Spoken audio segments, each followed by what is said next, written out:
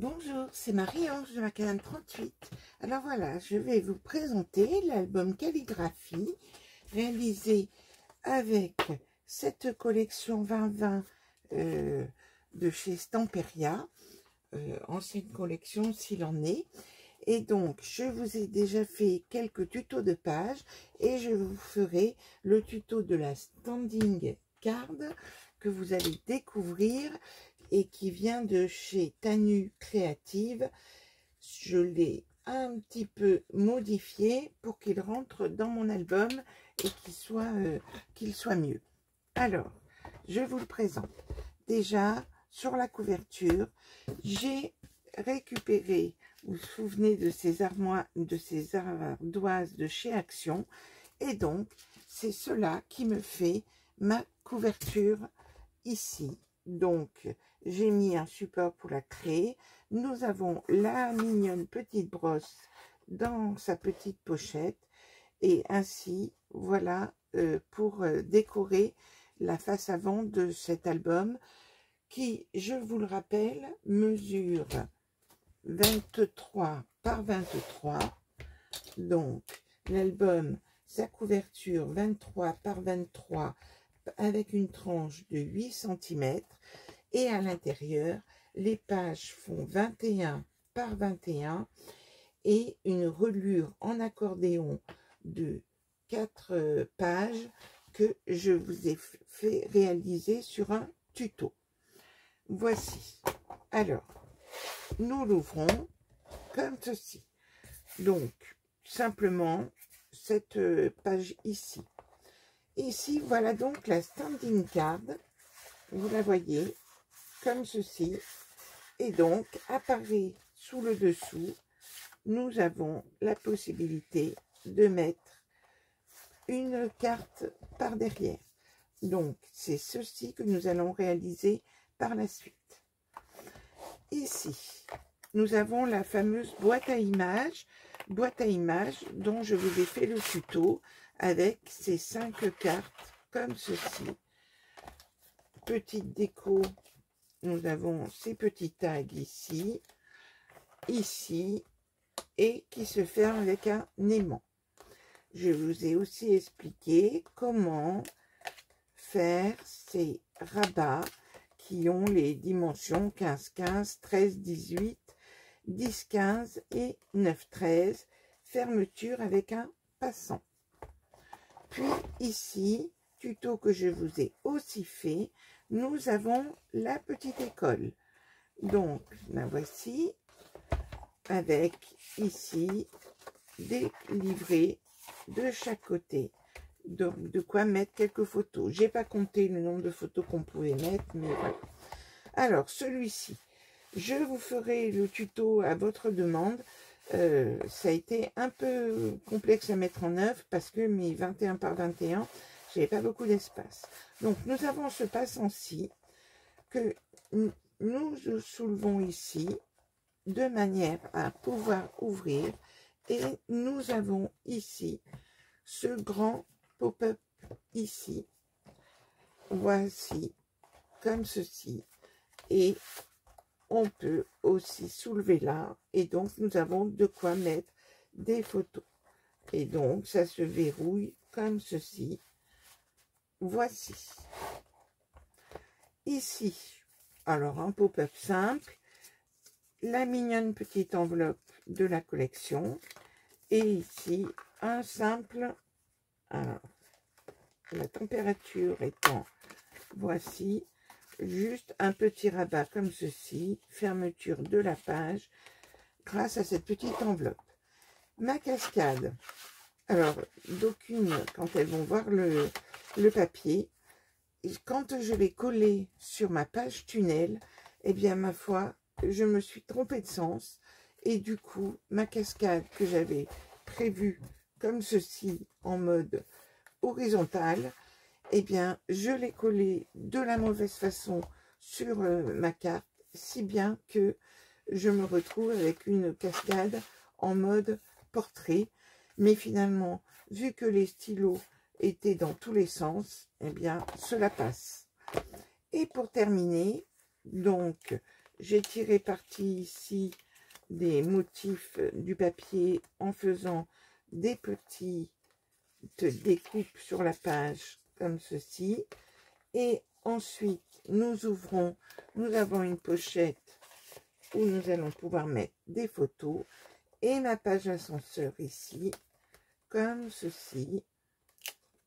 Là, voilà. Et ainsi, j'ai terminé mon album. Là, donc, fermeture avec ruban. Et là, ici, une grande enveloppe pour mettre des choses. Donc, attaquons tout de suite cette page-ci. Alors, nous allons pour cela utiliser, je vais prélever dans ces blocs de cardstock, je prélève une feuille blanche comme ceci, qui mesure donc 15 par 30, donc c'est du 160 grammes, non, c'est du 220 grammes. Donc, il faut que ce soit quand même assez épais. J'ai prélevé donc un morceau ici qui va mesurer donc 15 et je le coupe à 22,2. C'est très précis, mais vous allez, j'essaye de vous faire le tuto pour que ce soit le plus facile pour vous pour le réaliser. Et donc, au lieu de vous faire le schéma sur mon ardoise, je vous l'ai préparé, le voilà.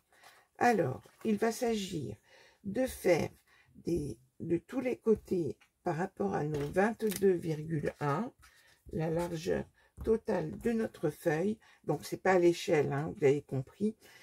Et donc, nous allons commencer par faire de part et d'autre de nos 22,2 des plis à 1,5 et 1,8 de manière à faire de chaque côté un petit méplat de 3 mm.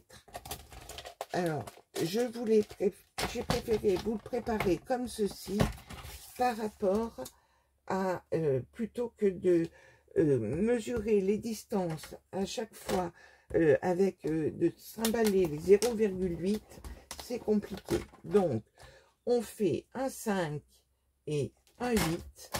On réalise ainsi un petit méplat de 3 mm. Je marque les plis tout de suite.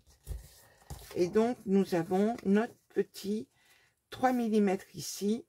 Nous faisons pareil de l'autre côté. 1,5. C'est la façon la plus simple que j'ai trouvée. Alors, vous pourrez regarder le tuto de Tanu Créative, mais qui ne rentre pas sur le morceau de 21 par 21. Donc, il m'a fallu adapter les mesures. Donc, vous aurez déjà réalisé ceci. Et ensuite, nous allons travailler au crayon et au papier. Alors, vous allez repérer ici un point qui se situerait à 1,5 de votre pli ici, à 1,5 et à 2,5 du bord. Donc, sachez que vous pourrez gommer vos marques. Donc, je me mets à 1,5, 1,5 et à 2,5 du bord. Alors, vous allez carrément tracer à 2,5 de part et d'autre. Je me mets à 2,5 et je vais tracer une ligne. Ça sera plus facile pour vous de tracer une ligne à 2,5 sur chacun des bords. Je vais la tracer. Ça sera plus facile. Donc, je fais 2,5 de part comme ceci.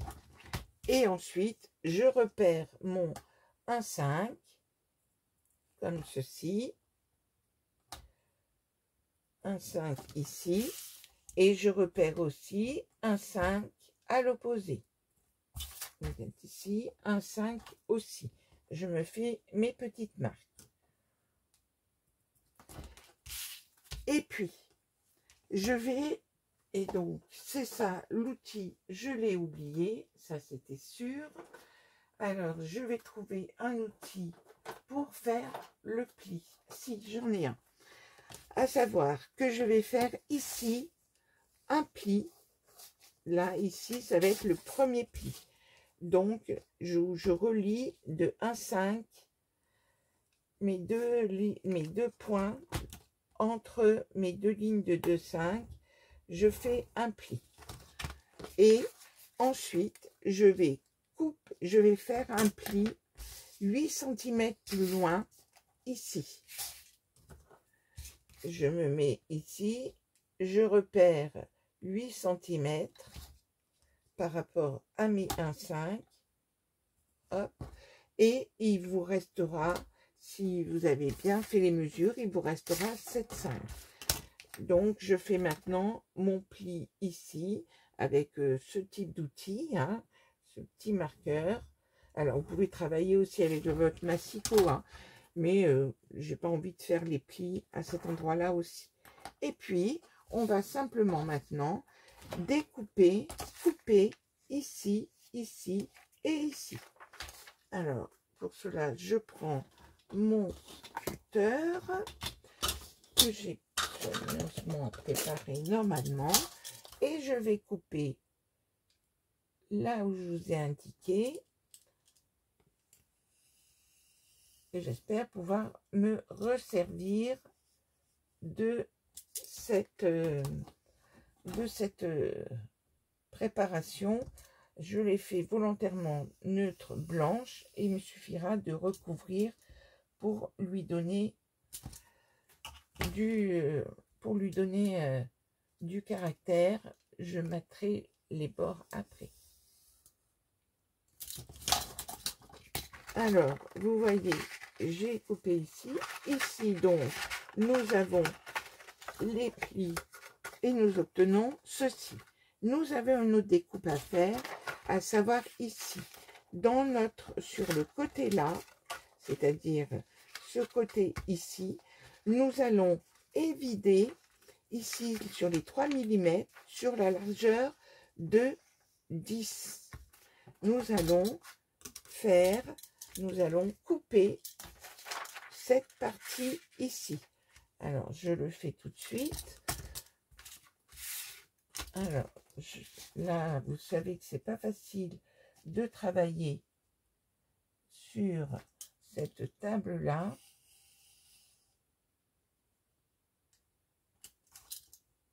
Et l'autre côté, je me mets comme ça, sinon je n'y vois rien. Hop. J'ai donc fait ma fente qui fait 3 mm et 10 comme ceci.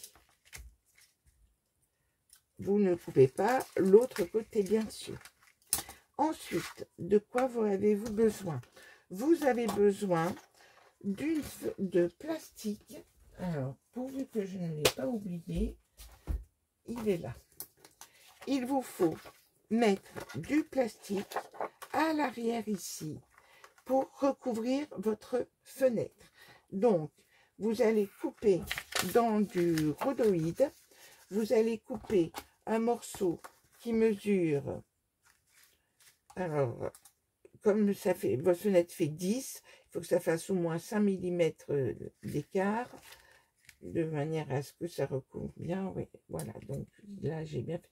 J'ai coupé un morceau qui mesure 11,5 par 16,5. Donc, dans du rhodoïde,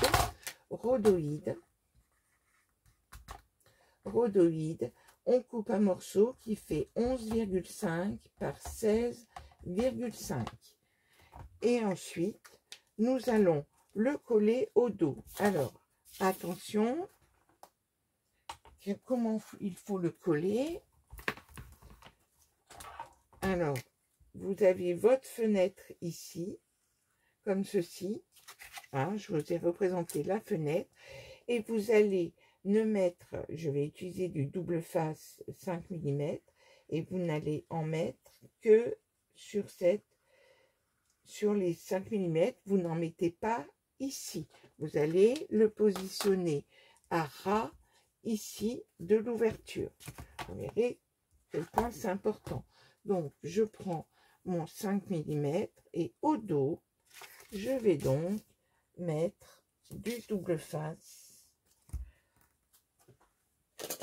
sur 3 côtés. Double face sur 3 côtés. Hop. Comme ceci. Voici. Donc, on applique bien le double face. Et ensuite, simplement, hop, je prends quand même un certain temps. Je prends ma feuille de rhodoïde et je la positionne au dos, comme ceci. Voici.